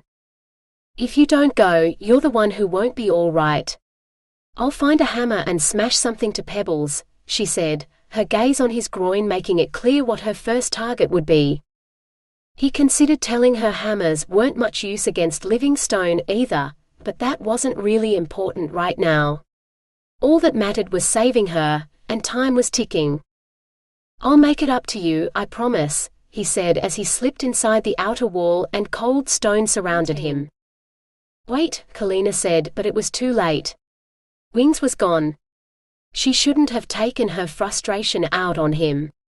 She was trapped in here with the mother of all headaches, but neither of those things were his fault. Without Wings, she'd be dead. Without Wings, she wouldn't have just had the most incredible night of her life. She ached for him, to the point where it was almost painful. She needed to feel him inside her again, pounding her into the wall or the bed or any surface, really, until all she could feel was pleasure and him. It wasn't his fault he'd forgotten about some of his own abilities, and not thought hard enough about them to find a way out of the basement earlier. Stars knew most people froze up in a disaster, unable to act or think as fast as they might normally. What was important was that they had found a way to escape, and it was only a matter of time before he returned for her, armed with a spacesuit that would protect her against the vacuum of space, and they'd both be safe. Then she could apologize for her outburst, and she could make it up to him. She'd never been particularly good at blowjobs, and she wasn't sure how she'd fit more than the head of his cock into her mouth, let alone that enormous length, but surely she could do something. What did alien cum taste like, anyway? Dreamily, she stretched out on the bed, wondering. She'd just close her eyes for a moment while she waited for Wings to return. Kalina. Kalina. You have to wake up. From the violent way he was shaking her, she'd slept for more than just a moment, though it didn't feel like it. Woo, Wings? She managed to say, clutching at the leathery things sticking out of his back. You need to put the suit on, so we can get you out of here. The low oxygen alarm says it's not safe for you in here anymore, so you need to get out now. Kalina registered the annoying beeping sound, which must be the alarm. It definitely didn't help her headache. You didn't bring any aspirin with you, did you? Come on. It took both of them to stuff her into the suit, because her body just didn't want to cooperate. If she didn't know better, she'd think she was drunk, but she'd only had that one glass of fizz and that had been hours ago. Right, put on your helmet and I'll check your seals. It wasn't so much a helmet as a big, plexiglass fishbowl, but it felt more like a bubble, because the moment it clicked into place at the neck of her suit, she couldn't hear anything outside. Wings' mouth was moving, but she couldn't hear a word. Yet she understood when he gave her 2 thumbs up, that meant everything was good. Tiredly, she returned the gesture. He pulled her into his arms. She wished she could feel his touch through the suit, but it was made of seriously protective stuff. Later, she promised herself. When they were both safe. Then he yanked her toward the wall and Kalina squeezed her eyes shut. Only to open them a moment later, when her suit seemed to take a deep breath all on its own. Oh, so that's what vacuum looked like. Her boots were heavy, so it almost felt like walking on Earth instead of the colony's much lower gravity. The air inside the suit smelled faintly metallic, but her headache was already starting to fade, so maybe there was some sort of painkiller in the air supply. An aspirin inhalant. Amazing stuff. She turned to say so to Wings, but he didn't seem to hear her. Oh right. In space, no one could hear you scream or talk about amazing drugs. Hell, she couldn't even feel him holding her hand, though the thick gloves as he guided her across the dusty planet's surface, outside the curved wall of the colony. A wall that went up and up and up, way bigger than she'd realized. She'd never seen the colony from outside before. Wings tapped her shoulder and pointed to his right, where the surface dipped into a sort of bowl. No, not a normal depression in the ground, but an impact crater, judging by the scorched glass that formed its surface. Glass that had been cut into segments, like an enormous cosmic orange, or the opposite of one of the colony's domes. He grinned, as though he was particularly proud of this. Kalina didn't understand. She told herself she'd ask him about the crater when they were back inside, and there was sound again. A set of elevator doors appeared in the otherwise smooth colony wall, and Wings pressed the button Kalina assumed summoned an elevator. The doors flew open immediately, as though the elevator had been waiting for them. He pushed her inside before squeezing in behind her. Then he pressed a red button on the wall and the doors closed. Kalina waited for the elevator to move, but it just stayed there, like it was broken. That'd be right. She'd survived the explosions in the pub, and being trapped in the basement, only to end up stuck in a freaking elevator.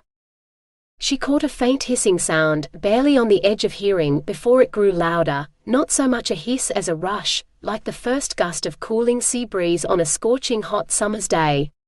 She had to be imagining it, because there was no such thing as wind, sea or summer on this bare rock of a planet.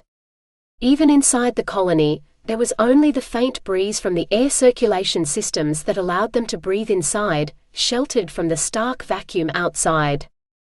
She heard another hiss, and turned to find the door on the other side had opened. Wings tapped her forearm, where she realized there was a digital display that glowed green. Air quality 98%, the display read. That was good, right? Wings wrapped his hands around her neck, or at least the neck of the suit, and she heard a click, before he removed her helmet. Are you okay? He asked, frowning with concern. Yeah, the headache drugs in the air supply were awesome, she said. His frown deepened. There were no drugs in your air tank. Only oxygen. Either he was lying, there were drugs in there and he didn't know, or no one had told her oxygen was a way better headache cure than any of the pills she'd taken over the years. Something she could figure out later, because right now, she didn't care. The short spacewalk seemed to have woken her up, because she didn't need as much help removing the suit as she had putting it on. She smoothed down her crumpled dress, wondering exactly what had happened to her knickers last night. Oh well. No one would notice that she was commando under her skirt. We need to go tell the emergency crews we made it out. Which way to Metropolis City? She asked. Wings pointed to the ramp, headed up. That way to the city. The other way goes to the space dock. She'd never seen the space dock, seeing as she'd still been in her stasis pod when she'd arrived, and she hadn't been awoken until the pods were all safely inside Star Farm. But today wasn't the day for exploring. She needed to liaise with the Incident Control Center, and whoever was running it. She might not work for emergency services here in the colony, but old habits died hard, and she knew better than anyone what a boost it was to the rescue crews to know a survivor had been saved. Are you coming? She asked. I need to put the suit away with the others, and then sign it back in. There's a failsafe in case anyone's out there longer than the oxygen tank allows, triggering an alert for search and rescue. I'm sure the emergency crews are already busy enough at the cantina. Of course. She waited, but standing around doing nothing had her hopping from one leg to the other in impatience before long. Do you mind if I go on ahead? I'd hate for them to still be searching for us, when they don't know we're already safe. He waved her ahead. I'll only be a moment. I'll be right behind you. Kalina strode up the ramp, suddenly full of energy after taking off the heavy suit. Maybe there really were feel-good drugs in the suit's air supply, because she felt amazing. More than ready to go another dozen rounds in bed with Wings, if he was willing. Once she'd reported that they were safe, of course. It was one thing to have wild, marathon sex while you were trapped and waiting to be rescued, but now she had to be responsible. There might be other people who actually needed help, while she didn't anymore, and the emergency crew's limited resources were best allocated where they were needed most. The ramp just kept going up, until it ended in an archway she'd never noticed before, right beside the central aircar station. No longer lost, Kalina headed confidently for the cantina, or where the cantina had once stood.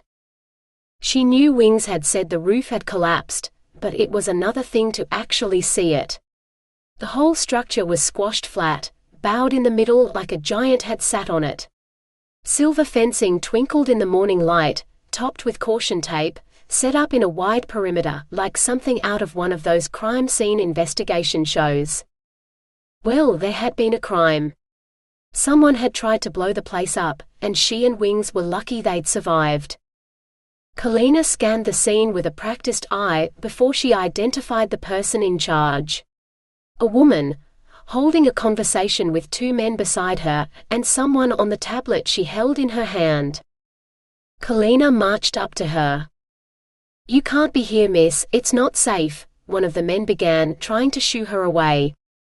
"I know. I was trapped under there in the explosion, and I only just managed to get out. I need to speak to whoever's in charge," Kalina said, with as much authority as she could muster. The woman looked up, revealing the dark shadows under her eyes. "You say you were inside the cantina when the blast happened? What can you tell me about it?" "Everything. There were two blasts. One under the cantina that seemed to be mostly smoke, because we couldn't find a fire to put out in the basement when we went down there, and that's when the second blast went off, the one that brought down the roof, so we were trapped. It wasn't until we found a spacesuit that we managed to get out, and we came through the space dock airlock, then straight here." "We? Who's we?" the woman asked. "Me and Wings. I'm Kalina Brand and he was." Right behind her, he'd said, but he was nowhere to be seen now. And it was daylight, so there were no shadows for him to hide in. "He was right behind me." The woman's eyes widened. She gestured toward a third man, who wore a watch uniform. "Kalina Brand, you're under arrest for blowing up the First Shot Cantina, and for the murder of Carmen Blumstein. Maybe more if we find more bodies in that mess." "But I didn't," Kalina began. The watchman clicked handcuffs around her wrists. "Do you need to be reminded that anything you say can and will be used as evidence against you, or are you aware of your rights?" She looked him in the eye. "I didn't do it. You're making a mistake." He sighed. "They all say that." "Right, you have the right to remain silent." Kalina pressed her lips together and fumed silently, while the watchman led her away. Where was Wings when she needed him? What should have only taken a moment seemed to take forever. The suit fell out of its rack twice when Wings tried to put it back, and the oxygen tank toppled over and rolled halfway to the space dock before he caught it and dragged it back. Finally he was finished, and he signed the register to say he'd returned everything. Not a moment too soon, he'd wasted far too much time carrying the suit to Kalina, then having to wake her and help her put it on. 5 minutes more and they'd have met the search and rescue team suiting up. As it was, he had to hurry to catch up to her. She was already marching into Metropolis by the time he reached the top of the ramp, the morning light setting her brilliant hair ablaze. Stars, what was wrong with him? He'd only spent one night with her, one incredible night of mind-blowing sex, but he knew he wanted to spend every night with her, for the foreseeable future. Maybe even forever, if she let him. Of course, first he'd have to make things up to her. Nearly getting her killed, because of the bad air in that basement, was unforgivable. Not when he'd had the power to save her, but he hadn't stopped to think.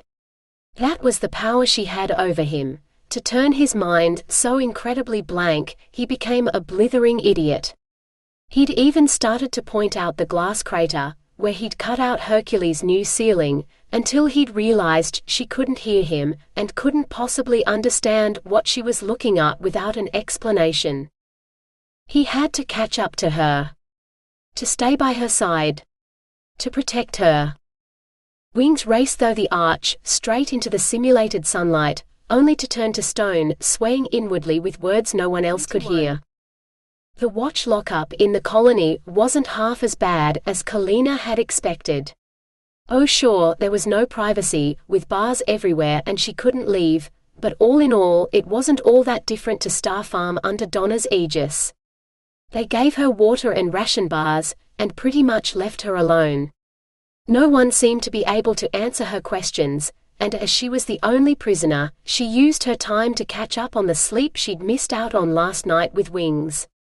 Even the hard bunks were identical to the ones in the Starr Farm dorms. At least they'd taken the handcuffs off before putting her in the cell. The only thing she didn't have that she wanted was a shower. Well, that and some answers, of course. And maybe Wings. "When will you release me?" she asked the watchwoman who brought her dinner. The woman shrugged her uniformed shoulders.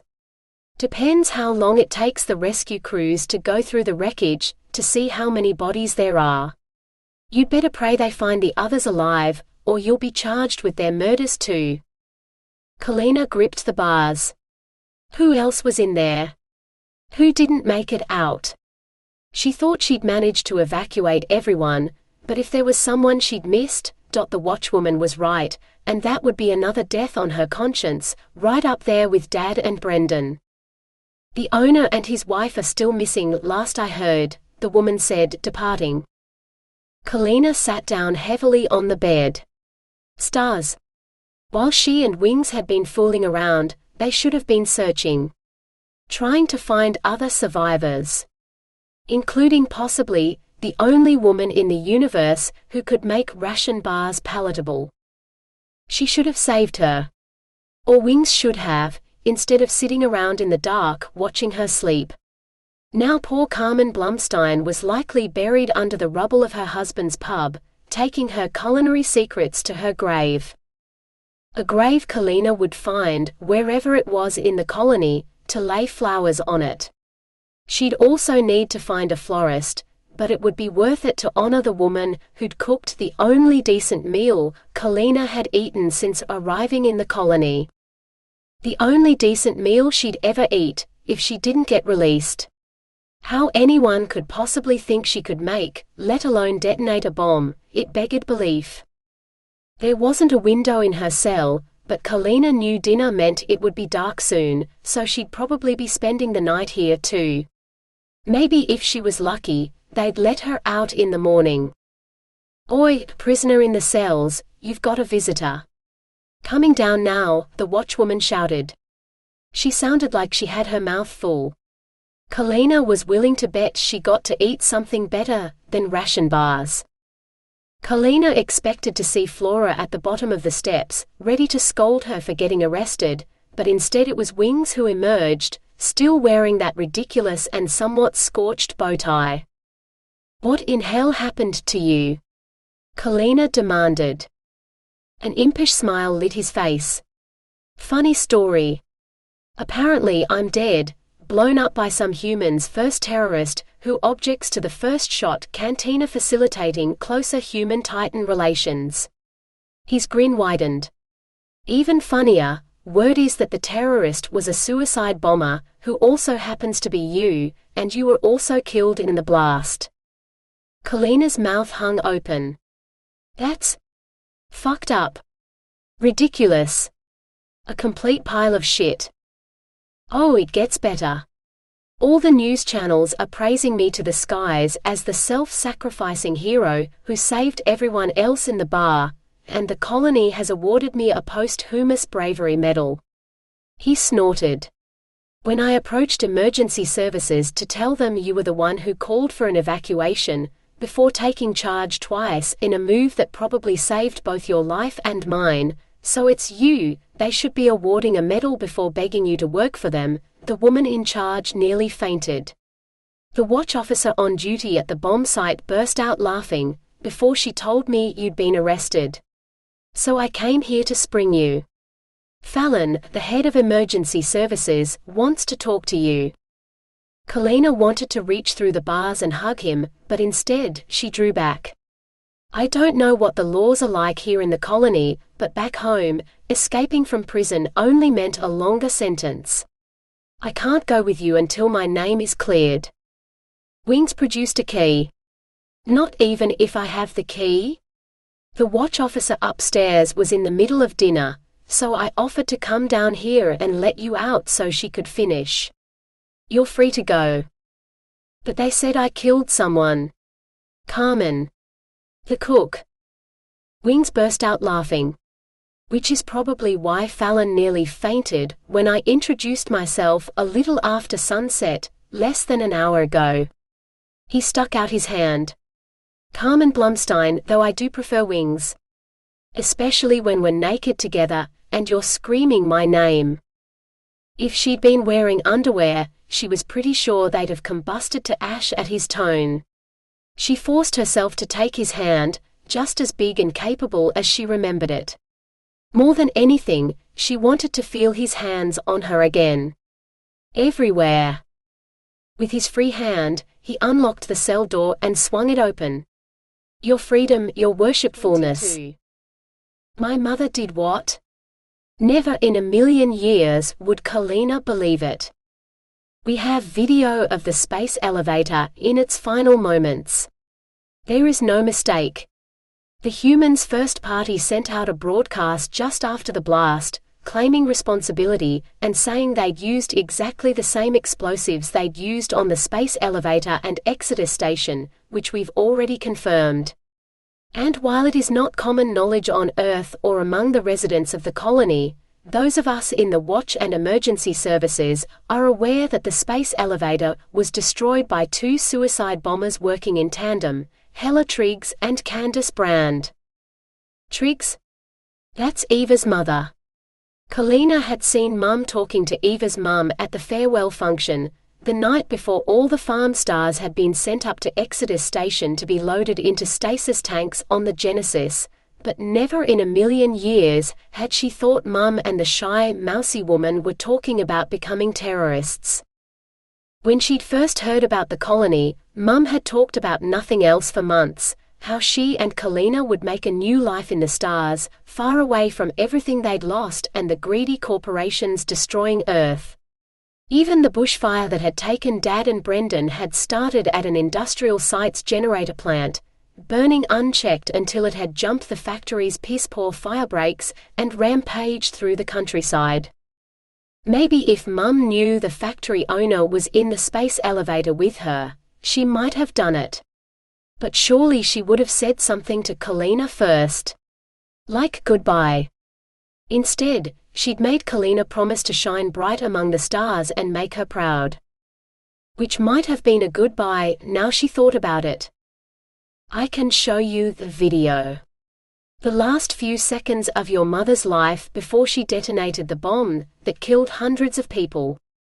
Part of Kalina wanted to refuse to watch it. What kind of person would she be to want to watch her mother's death? But if she was to believe this stranger, Kalina knew she had to watch. No matter whether it broke her heart or not. All right. Kalina gripped Wings's hand tightly, glad he'd stayed to support her.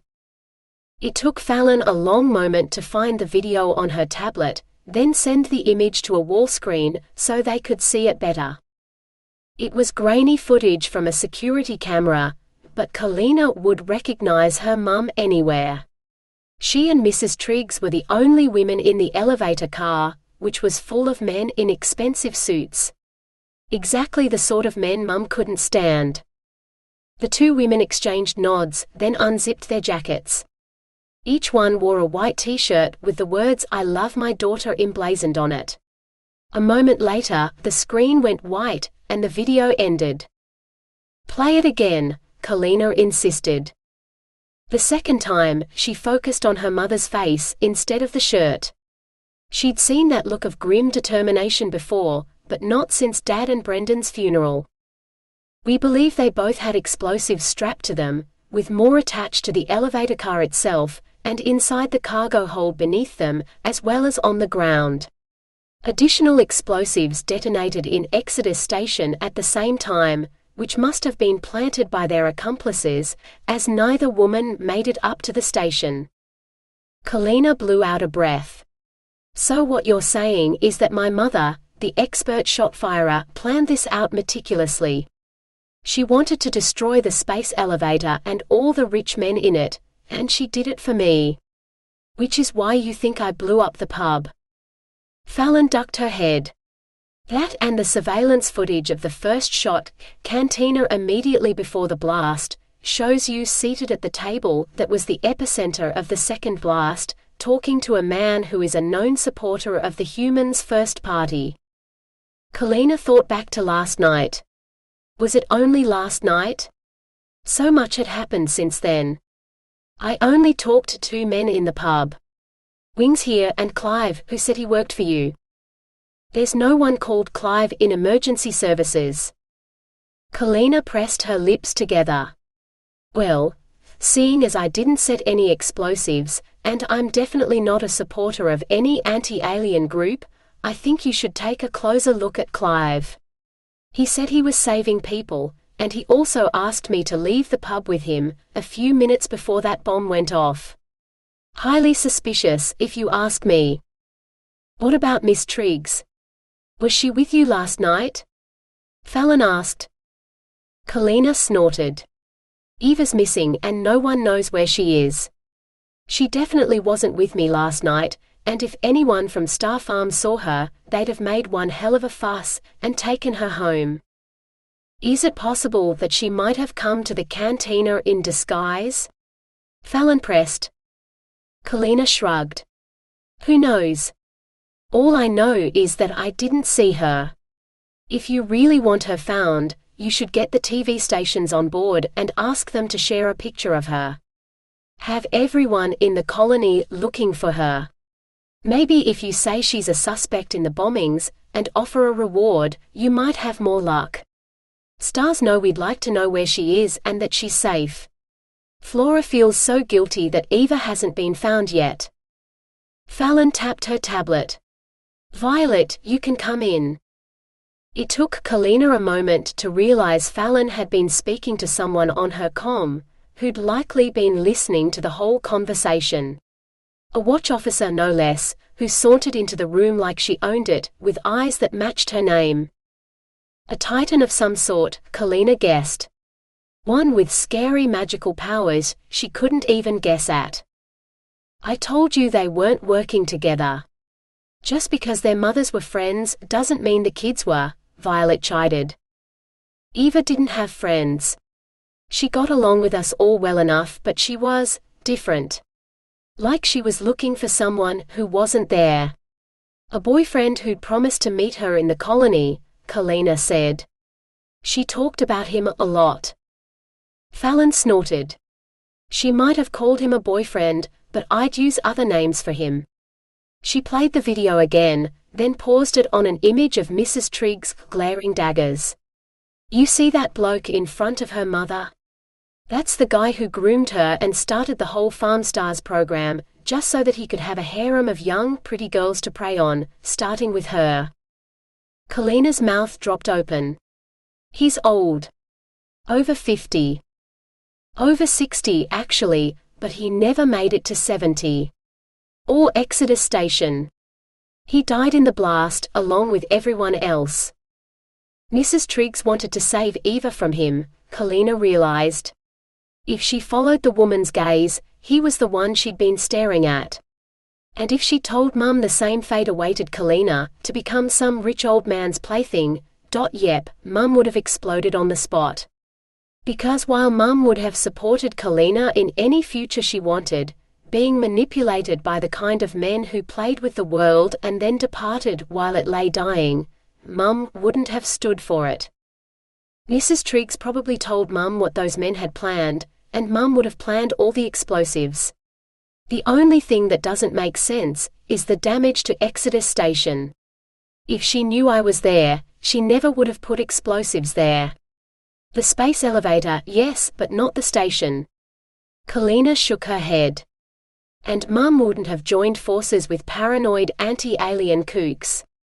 I can see her working with Mrs. Triggs, but she was a huge X-Files fan when she was younger. She hoped we'd meet aliens in the Alton system, Kalina said.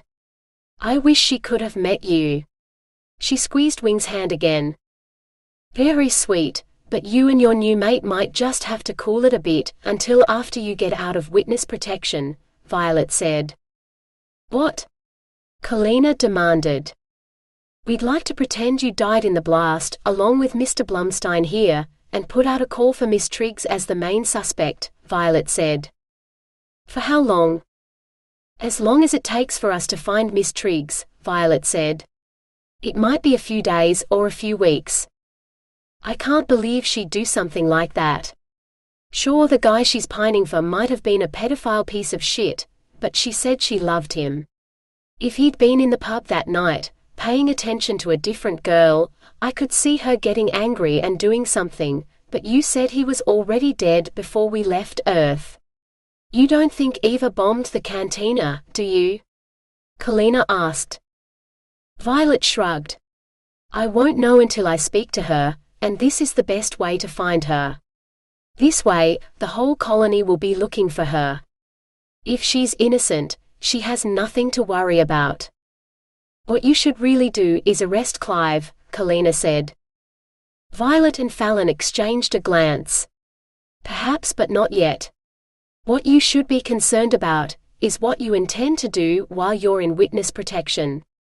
We can give you a temporary apartment, but you'll have to stay out of public areas until we tell you otherwise. What about my job hunting? Kalina asked. I've been applying for jobs for weeks. What if they want to interview me? I don't want to miss out on finally finding a job, because the colony administration wants me to fake my own death. Another glance passed between the two women. Well, we actually have a position for a trainee radio operator in emergency services. I couldn't consider you for the job while you were a suspected terrorist, but if you help us to catch the real terrorists, we could hold the position for you for a time, Fallon said. Kalina jumped to her feet. I'll do it. Send me whatever training and study material you want me to work on while I'm in hiding. By the time you find Eva, I'll have memorized the lot. We'll need some time to arrange the apartment, but if you're willing to spend another night in the cells, perhaps tomorrow. She can stay with me, Wing said. Plenty of space at my place, and most of the other apartments on that level are empty anyway. People want windows with a view, not an apartment up against the outer dome wall. Are you sure? Kalina asked. I mean, we've only known each other for a couple of days. You'll be stuck with me for weeks. Wings grinned. Weeks of nights like last night just without the bomb blasts? I can't imagine anything better. I'll even ask my boss's wife for the recipe for her palmy, and work out how to cook it for you. Plenty of sex with the hottest alien she'd ever met, amazing food and the job of her dreams? If Mum were here, Kalina suspected she'd tell her to go for it too. It sounded like heaven. Maybe the universe had worked out how to grovel after all. Kalina's luck was changing, and she definitely liked it. I'm in. Wings. An alien sci-fi romance. Book 5 in the Colony, Nick series. Written by Demelza Carlton.